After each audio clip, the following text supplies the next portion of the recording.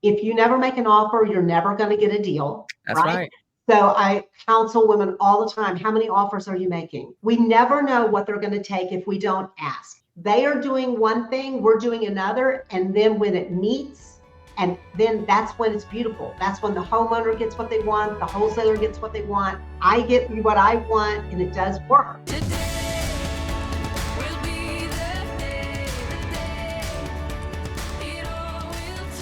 Welcome to the Andrea Engstrom Show for bold women in business. We are passionate about helping you break through to your next level of abundance, success, and freedom so that you can create the life you desire and inspire others to do the same. I'm your host, Andrea Engstrom, and I'm here with my lovely co-host, Brenda Stroud. Hey, Brenda. Hey, girl. Hey. And we're here with our other bestie, Gigi Kinsey. We're so glad to have you on the show today. Hey, thanks for having me. It feels like old times to be here with both of you. I know. Well, Gigi, we are so proud of you. Yes. You are doing amazing things in your business and your network. I am just overwhelmed with the amount of women who are in house flipping women. It's just like an amazing community that you have built. So congratulations. Thank you. Yeah, it's pretty exciting to have that. Mm-hmm. Yeah. And, Well, one of the things I appreciate about Gigi, she came to the table already with, a level of experience. I mean, she was such an exciting person to meet. I guess it's been about 5 years now. So I'm super excited to hear what you have going on now. Awesome. Good. Yeah, I'm excited to share. Yeah. So one of the reasons I wanted to have Gigi on the show is because she hosted a workshop recently called Beyond the 70-Cent Deal. And I was like, what is that? I love this idea. And I know you had an incredible response to that workshop because people are just trying to figure out how to get into flipping houses and make this thing happen. So let's have a conversation about that today. Right. Let's do it. Awesome. So what is Beyond the 70-Cent Deal? Like, we all have heard you have to have a 70-cent deal, period. And in fact, I've coached many people across my lifetime that you've got to wait for a 70-cent deal. Tell us about why that's not always the case. Okay. So first of all, I want to clarify and make sure everyone knows I love the 70-cent deal because it is a really quick way to evaluate a property and to quickly make an offer if you have to do it that quickly, and be pretty much in the realm of where you need to be to make that offer.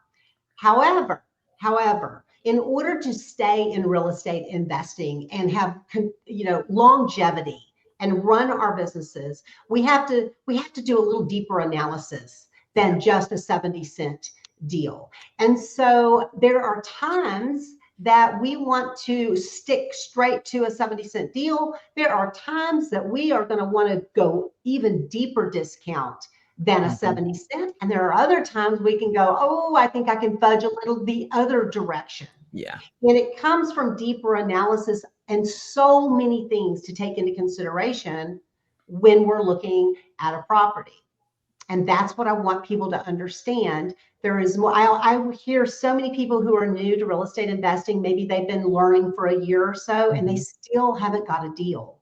And they are very black and white, and they do the initial 70-cent formula. And if it doesn't jive with that, then they toss it out. And there can be reasons to deeper dive the analysis to see what are some other opportunities for this property. Or how can we make it work into the 70-cent deal if we have the knowledge and the know-how to do that? Yeah. Right. And you are a wealth of knowledge and know-how. You've been renovating properties in your business, Kinsey Interiors, for how many years now? A little over 25. A little over 25 years. So you don't just bring the expertise of being a real estate investor, but also that background of experience and knowing what it actually costs to do the work. Right. And I think that's one thing that also holds new investors back is they're like, well, they're guessing. Yeah. If I've never done a project, I'm kind of guessing, what does it take to remodel a bathroom or a kitchen? And I don't know what materials cost, and I don't know, all these things. So that's something that I appreciate that you bring and that you're able to share with the women in your community and house flipping women, is that wealth of background of knowledge.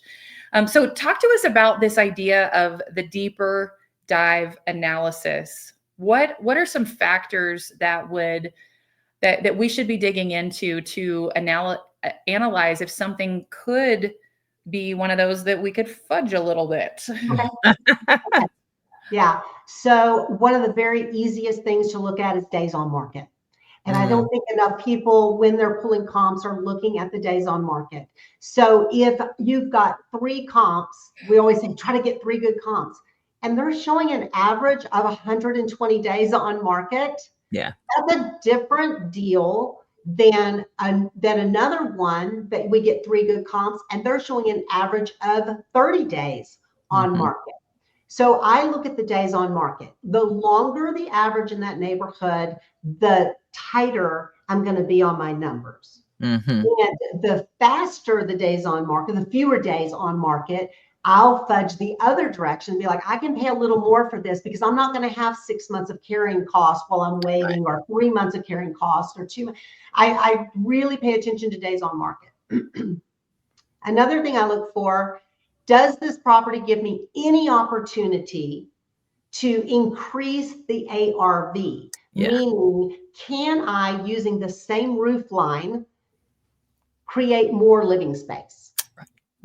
So if I can create some more living space inside the existing property, usually it means pulling it out of a garage, not necessarily converting a garage, but maybe getting up, maybe adding to a space in the house, enlarging it somehow.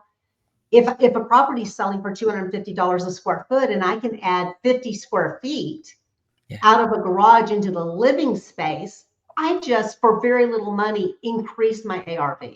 Yeah. So little things like that. Can I do I have any tricks up my sleeve to get the renovations, to get the end result I want, but save on the renovations? And so that's really where my expertise comes in, where I teach women to get the biggest bang for their buck, to make sure that their renovations are being put into the areas that are going to bring the biggest return on their money and the biggest wow factors for the potential buyers walking the property. Because your buyer is going to spend all day with the real estate agent, and they're saying, I have 500,000 or I have 200,000 or whatever they have. The agent saying, here's everything available in your price point. They go look at 5 or 6 houses. When they open the door to your home, you want that client's mouth to fall open and go, oh my gosh, this is the one. How is this one priced at $350,000 compared to those other $350,000 junkers I just looked at? You know, that's the house they're going to remember at the end of the day. So the money we spend has to be put into those things that create those wow factors. Not, of course, I always say we have to make it safe. It has to meet code. We have to put our money where we have to for that. And then after that, whatever's left for decorating and for design, we've got to stretch those dollars and get the biggest bang. So good. Yeah. One of the things that one of my very first flips, and I don't know if you guys remember me talking about this one, I called it the Hippo House because I bought it off the MLS. And the reason it was priced so cheap was because it smelled like the hippo tank at the zoo. I was like, and we found out that it had been a puppy mill. It smelled like urine, really heavy in the air. And so we had to do a total gut on that house. And the laundry room was in this dank basement, and the master suite was upstairs. And so one of the things that we didn't change the footprint of the house at all, but we took that formal dining room and closed it off and made it a master suite with a laundry room on the main floor. And it was like, ooh, this is in a nice bathroom. And so it added a bedroom, it added a bathroom, it added a main floor laundry, not changing the footprint of the house. And it increased the value of the house tremendously when we did that. Yeah. Perfect example. That's a Yeah. perfect example. So adding anything like what you just said, not even necessarily adding square footage, but what you did when we add a bathroom or we add a bedroom inside the square footage that exists, you immediately, your appraisal is going to come back $10,000, $20,000 higher into the comparisons that they're looking at. Yeah. Yeah. Yeah. I think part of what I'm hearing you say is that people need to understand how to do that value add. As far as well as bringing some of these older properties up to today's standards. The floor, like now the big thing is the open floor plan. Some of the older houses doesn't have that. And it could be something as simple as just open up a wall a little bit or whatever that may be. But there's value in making those types of changes without, like you said, adding square footage to the property. And I think people have to think about that in the forefront. Moving forward. Differentiating your space from or house from the other houses in the same, that are in the same price points. Because I know that one day I had another real estate investor come to tour one of my houses that I was about to put on the market, so it was complete, and he could not believe what I had done to that house. And this is not a property we overspent on. We made $75,000 profit on this particular property. And I looked at him, so he and I talked, and I looked at some of his properties. He would just go in, whatever existed, got, fresh carpet, updated some things, but he didn't open anything. He didn't put any new trend in, like swap a barn door, an ugly bathroom door for a barn door inside the master, or do something cool with the hardware. And just none of the little things that make a big difference. And he started spinning his wheels because he could make more money without really spending much more, just a little bit more maybe to open a wall. So opening up, it's a good one. Awesome. That's awesome. Awesome. So, what is the advice that you have for an investor who is in the situation that you described earlier, where they're just wheel spinning? Like they've been trying to figure out how to get started. They've been looking at properties. They eliminate everything before they even get started because they're like, oh, nobody will take a offer like this. So what advice do you have for someone in that situation? Well, number one, if you never make an offer, you're never going to get a deal. That's right. So I counsel women all the time. How many offers are you making? And they're not going to, you don't know. We never know what they're going to take if we don't ask. That's so right. I'm well known for, I kind of don't go with a lot of the real estate investors that do all their own marketing and go straight to the homeowners. I do use wholesalers. And so the wholesalers often, everyone says, I hate wholesalers because they ask too much. Our responsibility is to offer the right amount. Yeah. Their responsibility is to get as much money as they can possibly get for the property. And so we're not headbutting.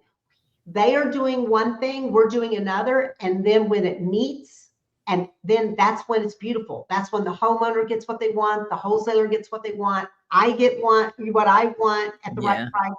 And it does work. But you have to put in a lot of offers in order to get to the yes. And so my first deal, I had put in 5 offers with wholesalers. On the 5th one, I got it. And it was a $92,000 net profit on that one deal. So, don't be scared. I just put in 2 offers this week, both of them way under what was being asked. And guess what? Eventually, in 2 or 3 weeks, when that homeowner is seeing nobody's making the offer they're thinking, they'll start reconsidering. I guess this is what the market will bear. Yeah. That's good. That's good advice. Go ahead, Brenda. A lot of people don't realize that they can negotiate with a wholesaler. Yes.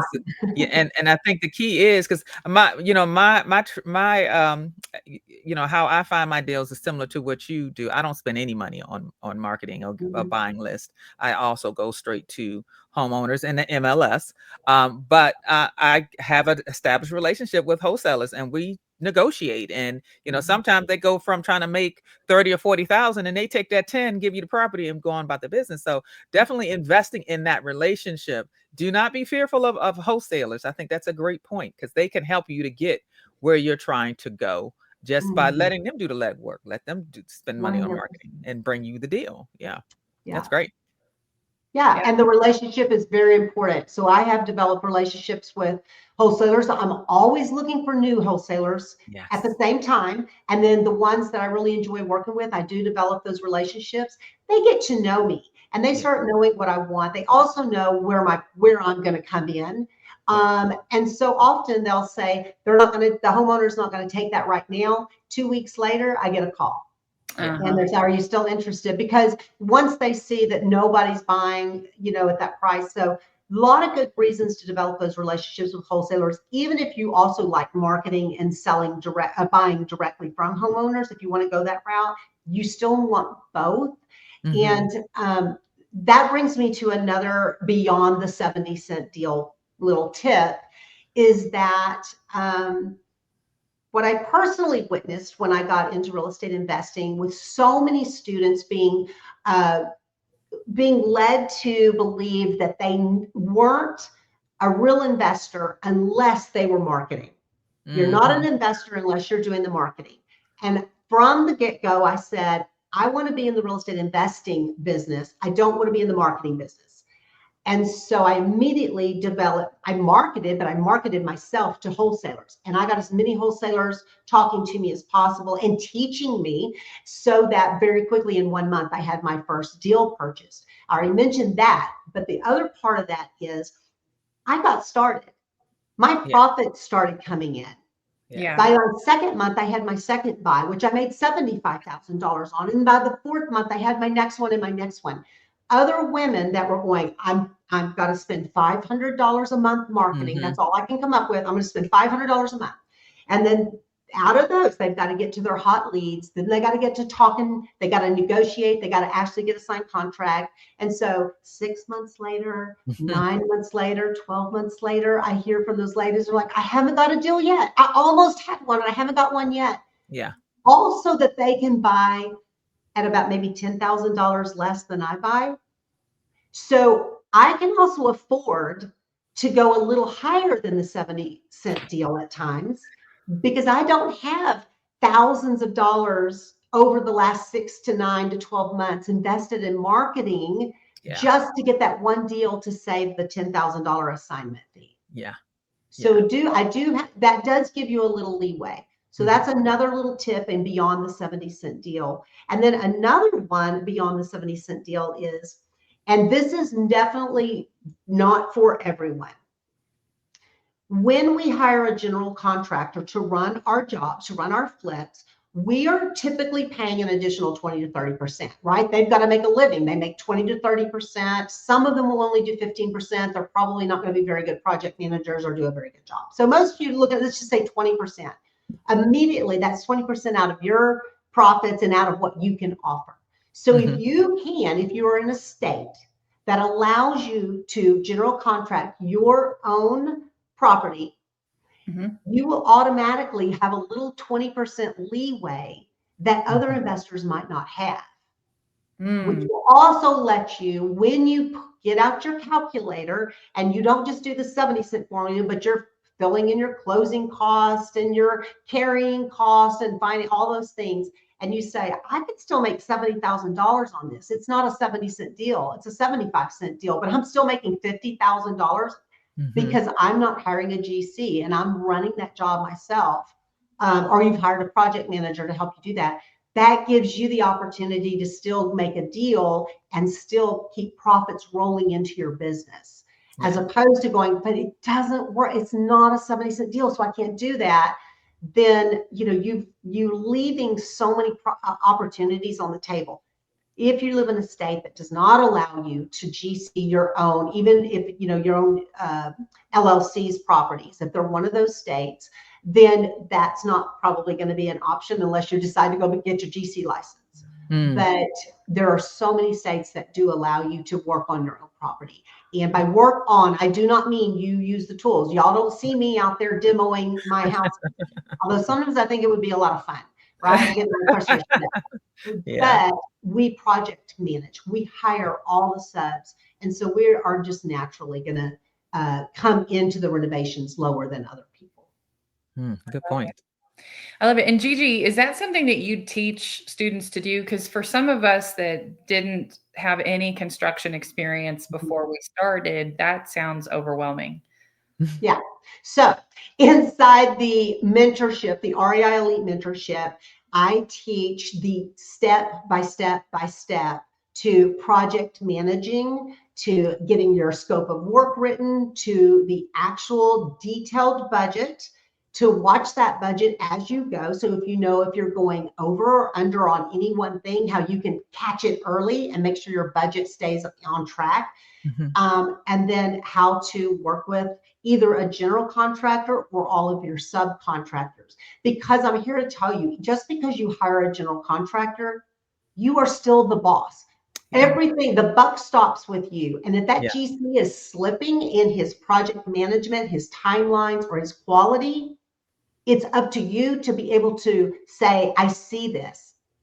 I see this happening. It doesn't work to go back and go, yeah, I lost money or this deal fell through. It's all because I had a horrible general contractor. He really worked me over. You know what? Ignorance is not an excuse, right? We Right. have to know how to run our businesses. So even if you have a general contractor, it's up to you to manage the general contractor, to say, is he staying on budget? Is he staying on time? Is his quality right? Are we meeting code?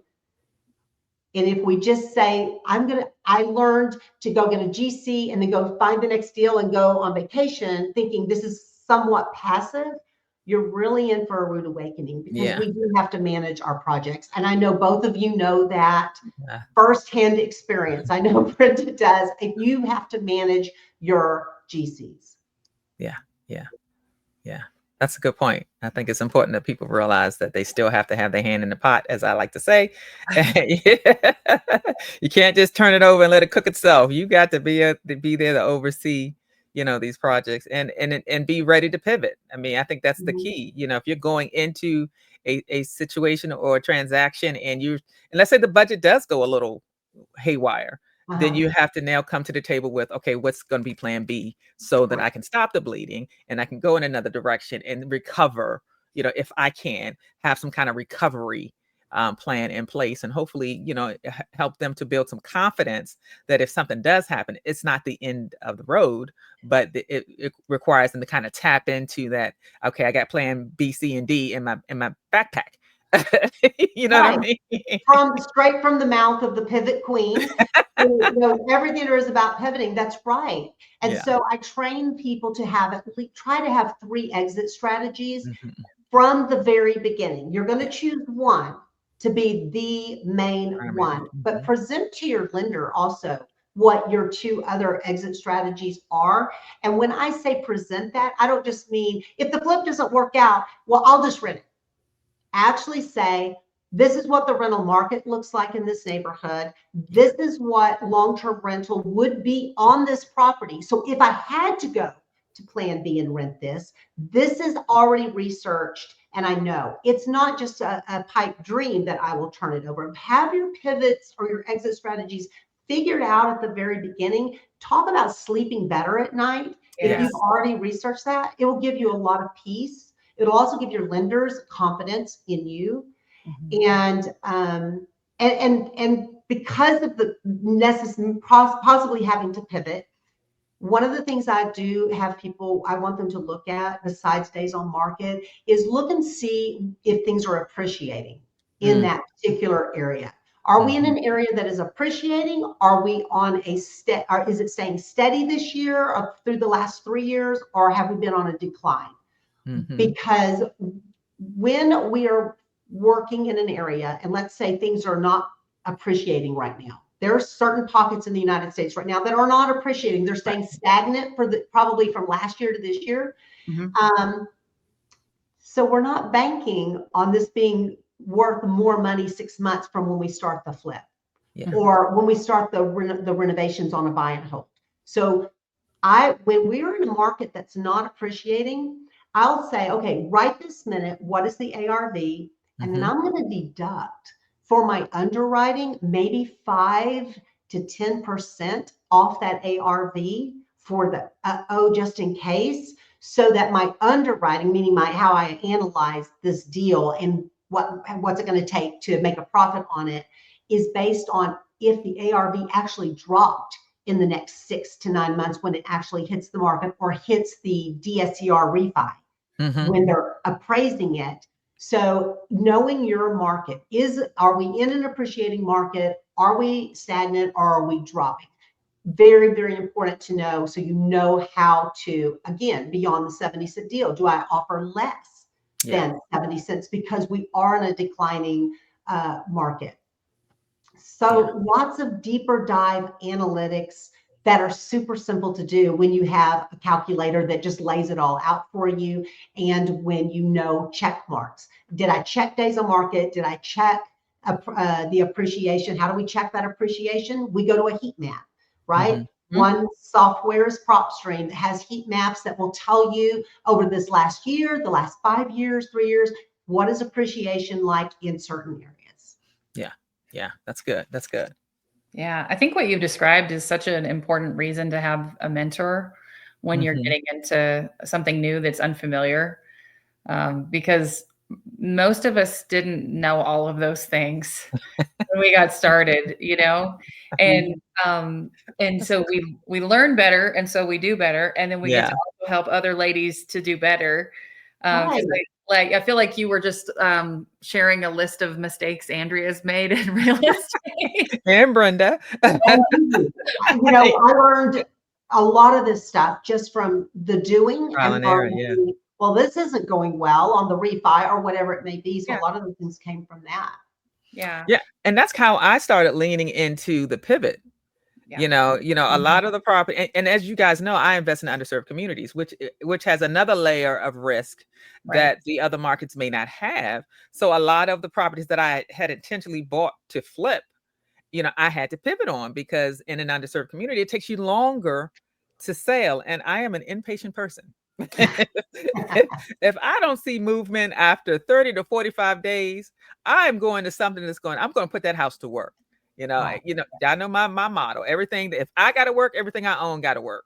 So I'll put it, to work and pivot into that rental property or short-term rental or whatever, and then revisit the market, 12 months later to see what's going on. So I kind of have that baked into my transaction, is that whole, the need to pivot, which I also don't, I also try to leave as much equity on the table as possible.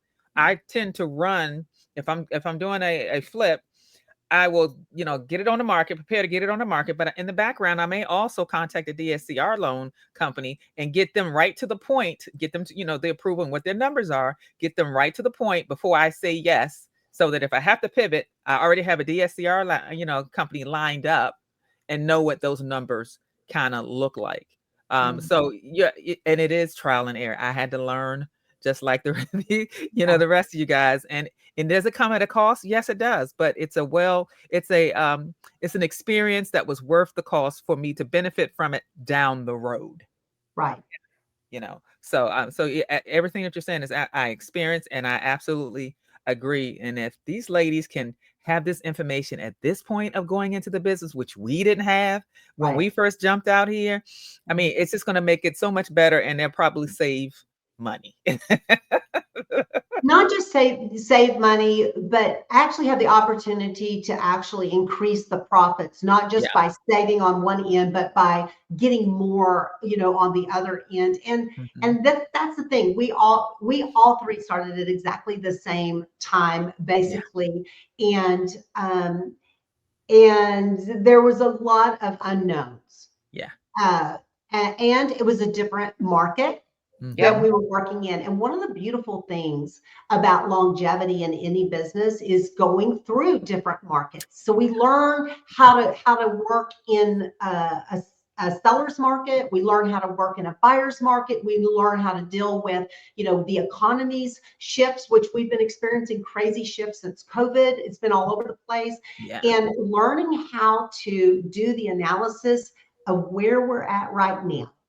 How do we make money in this business in any market at any time comes with being able to look at multiple facets of that of that deal, the property location, the neighborhood it's in, or maybe I need to get out of my backyard and I need to go across the country to some other, to a different state. Maybe those are the things. But had we had mentors at the beginning that we could call and say, I've got a new deal, run through this with me. Yeah. And then they could ask you the question, well, did you check days on market? How long is this? How long are you planning to keep this? Have you checked to see what the rental rates are in that neighborhood? Have you checked to see if there's any laws against short-term rentals or in that HOA that they're going to tell you all of a sudden you can't do? The little things that mentors with experience can remind you to do will save you so much heartache. Yeah. And just red flags, remind them of the red flags to look for, because people will emotionally get attached to a deal. Have y'all experienced that, where you get emotionally, or someone who gets emotionally attached to a certain deal? And so they start seeing it through rose-colored glasses, and they just want to negate anything that you're like, are you sure that house doesn't need? No, I think it's fine. I think a fresh coat of paint, new carpet, we're good. Yeah, probably you're not seeing everything that needs to be seen, or what the challenges on this house are. Doesn't mean you don't want the deal. It just means you need to face the challenges so you pay the right amount of money for it. Yeah, everything is fixable as long as you pay the right amount of money for it. So that's why mentorships with women who have been doing this and been there, lost money maybe on something, or at least lost some of their profits because they made a mistake. When we lose money, we never make that mistake again. Hopefully, if we're smart, we never make that mistake again. That's a deep-bedded lesson learned, and we share that with other women so they hopefully don't make it at all. Yeah, that's one of the great things about networking and being in a mastermind, getting together, getting a mentor or having a coach, because like you said, we went through this together, and we, of course we had a mentorship, and we kind of coached each other because we're all in different markets. Right. So our experiences and our bumps in the road may have been slightly different because of, what's going on in your market, Gigi, what's going on in your market, Andrea, and what I was dealing with. But we were able to, because we were in the same network or same masterclass and mastermind together, I was able to kind of learn from what Gigi experienced, so that if I even see it coming around the corner, I'm thinking about what Gigi said, and I'm better prepared for the bump that you experience in case I run into that same bump. And I always refer to them as bumps in the road. Yeah. So that is one of the biggest benefits from being in the room with like-minded people, and then having a mentor to guide you through those bumps in the road. And also understanding, as an investor, it's not whether or not you're going to lose money, it's controlling how much money you lose. Okay. Real estate investing, real estate is a risky business anyway, because there's so many things that's out of your control, but you just got to have something in place to kind of help guide you through it. So if you take that off the table, I'm concerned about losing money, and have them think about it more or less from the realistic standpoint, then I think that kind of takes that little monster out of the equation. And it's just a matter, okay, oh well, I paid twice as much for this, and I did what I should have paid, but I learned something from it, and you move on. Don't let it be a brick wall in front of you. But that's the business that we're in, which is really being a real estate investor. So being able to share that with them, and being able to share your own experience with them, helps them to kind of understand, like, okay, a mentor would be very beneficial for me because they would talk me off the ledge. That we talked each other off the ledge. Yeah, we all learn from each other so much. Like, I can't even imagine how much more about going into an underserved community and creating your own comps, right? Yeah. So, if I was going to do that in an area, Brenda, you'd be the first person I'd run to, because you've done it over and over and over again, right? I've never had to create my own comps, where I don't work in areas where there's no comps. That is a totally different thing. And I feel like if I did want to do that, I wouldn't be worried about it, because I know who to go to, right? Andrea had a whole different market is it Kansas City, right? That's Topeka. That's a whole different market there, of a different price point and different, and yet you knocked it out. I mean, like, just house. You went in and did that.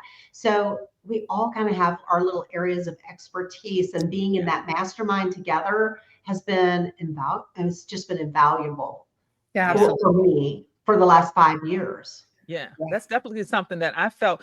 If I would have to say, I would not be where I am right now as far as growing my multiple businesses if it were not for the mastermind. Sure, I went through a coaching program and it had, there were a lot of things missing, and I didn't realize what was missing until we got into was in a mastermind together, and we kind of learned because we all had the same experience, so we kind of all learned, along the way, like, ooh, I wish I would have had more information about this further back closer to the starting line, that now, that I kind of ran into without any real preparation, for that. So, being in a space with people, like-minded people who are actually doing the thing, it's something that I now know would have been more beneficial if I would have done that way back in the beginning. Because sure, I was in the room with people educating me, but they weren't necessarily doing the thing at the same time I was doing the thing, so that I could kind of learn from, oh, don't do that or whatever.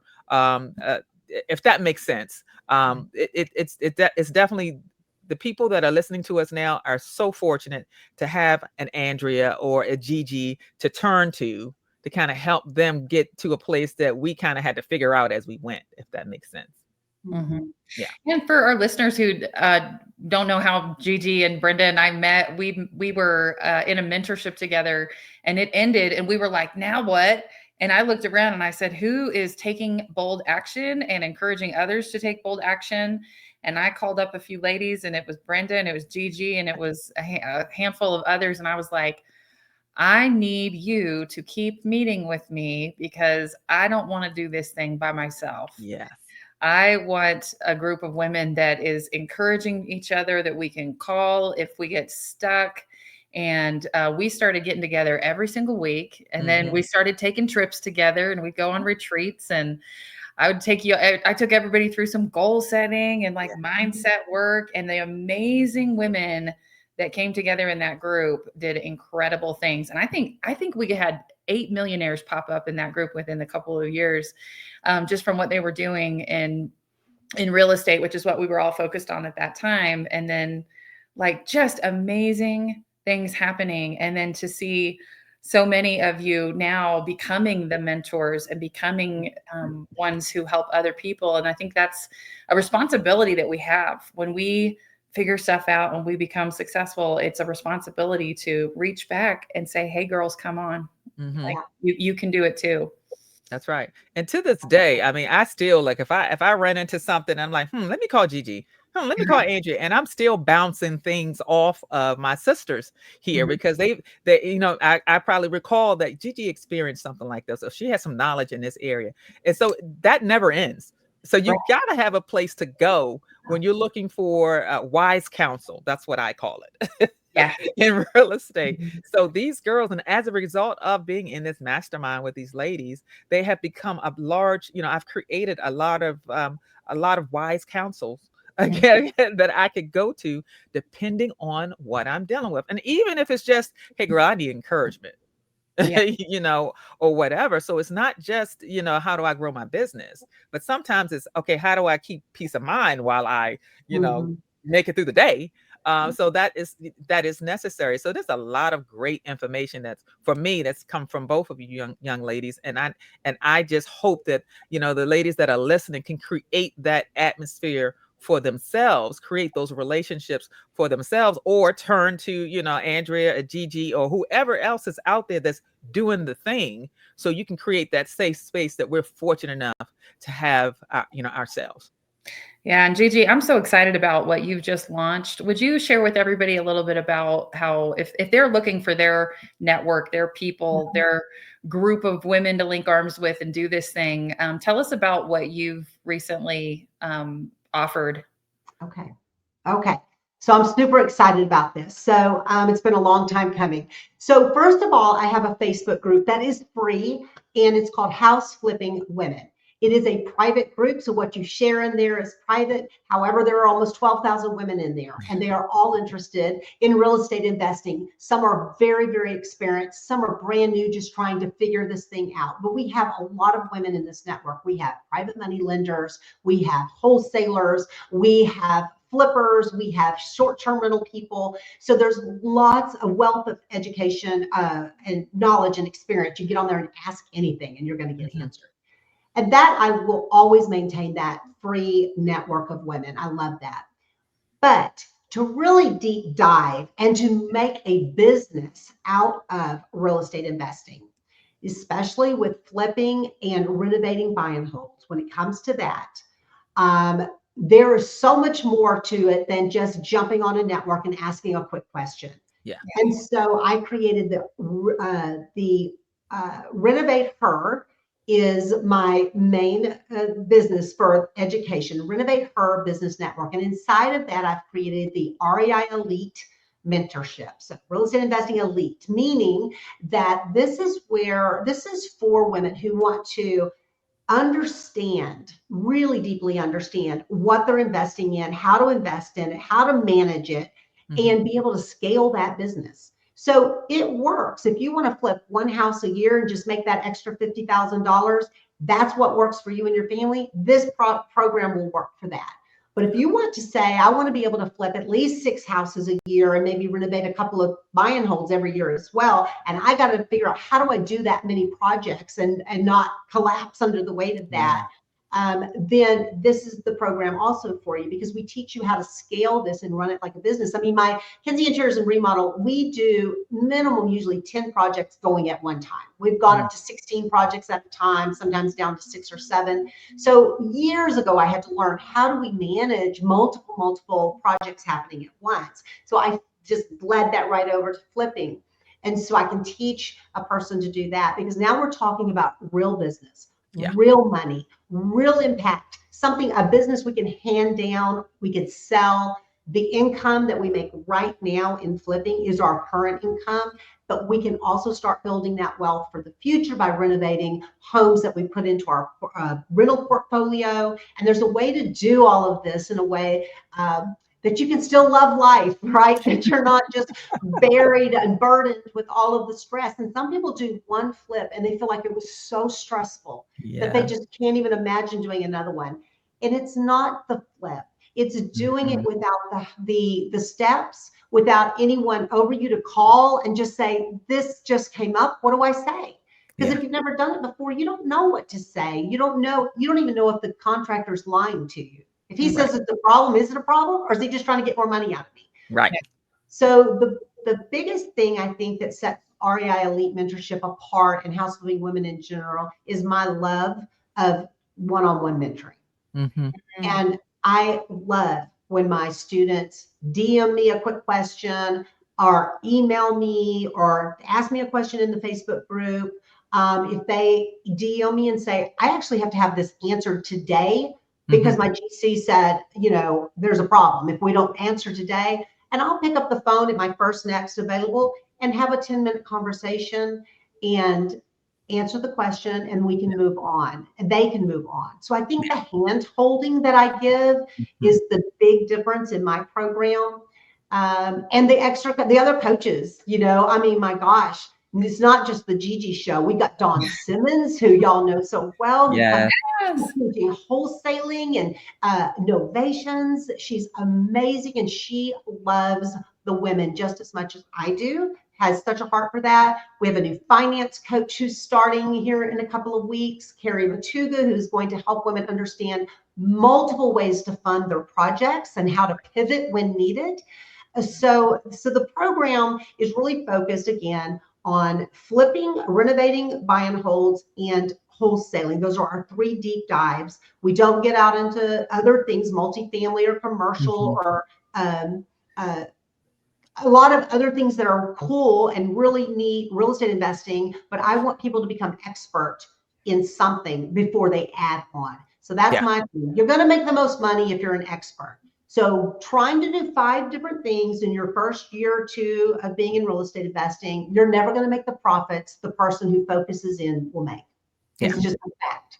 So that's what we do. That's what our goals are. In our next masterclass is coming up June 16th, and we're going to really dive to the fundamentals of real estate investing. In this particular masterclass, we're not going beyond the 70-cent deal. We're actually going to teach the fundamentals in this particular one.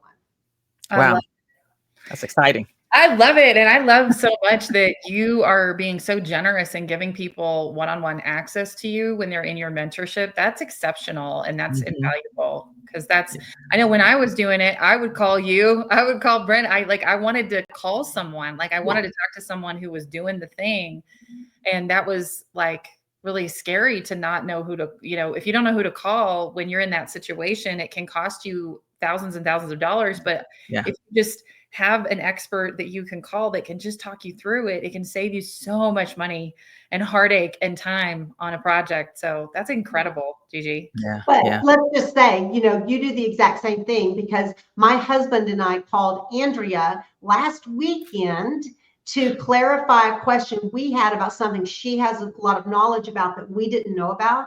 And she talked to my husband and I and gave us the information that we needed too. So, that's your MO as well. And I think that's why we all enjoy working together so much, because we do really thrive and love helping other women do the same thing. Yeah. We all know different things. Yeah. That's awesome. Well, Gigi, we're so proud of you. We're excited for you and cheering for you to be building your community at an even next level. Every week we challenge our listeners to encourage them to do something to take bold action. And so what is one thing that you would challenge our listeners to do this week to take bold action? Well, I think we'll go back to the beginning of what we talked about. Make an offer. Yeah. Right? Make an offer. I don't care if you have to dig through Zillow, if you have to go drive neighborhoods and look for a house that, just looks like, and you go and check it and it's been on the market for 300 days. Or if you need to contact all your wholesalers or get on your networks and say, I'm looking, send me something, analyze the deal and if it falls into your buy box, of course, make an offer. Regardless of what they say the minimum asking price is, make an offer. If you will just make the offer, you'll get over the fear of, some people are scared of doing it, and some people think, it's going to insult them, right? I don't want to insult them. It's not an insult, it's an offer. Yeah. They take it or leave it. So that would be my challenge. Make at least one offer. Awesome. Great challenge. Great challenge. And Gigi, if people want to connect with you, they want to hear more about how you help women succeed in flipping houses and getting into real estate investing, how can they connect with you? They can certainly come join me at House Flipping Women on Facebook. I'm also got House Flipping Women on Instagram, but they can also email me at gigi@gigikinsey.com. Perfect. Awesome. Thank you. And Brenda, how can people get in touch with you if they want to connect with you outside of the show?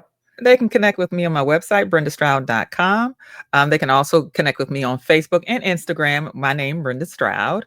You can also find me on the Roar Society Facebook page.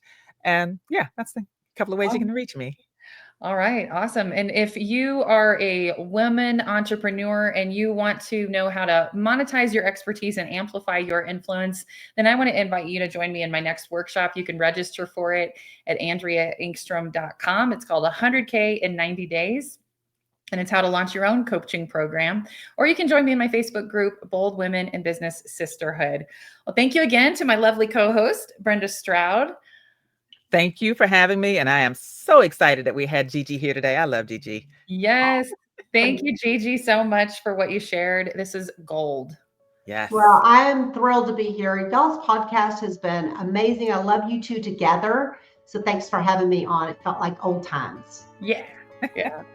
Well, till next time, everyone, I'm Andrea Engstrom, and we are your sisters in business, encouraging you to take action on your dreams. Show up to your life with power and authenticity. Be bold, be tenacious, go make an offer, and make it happen.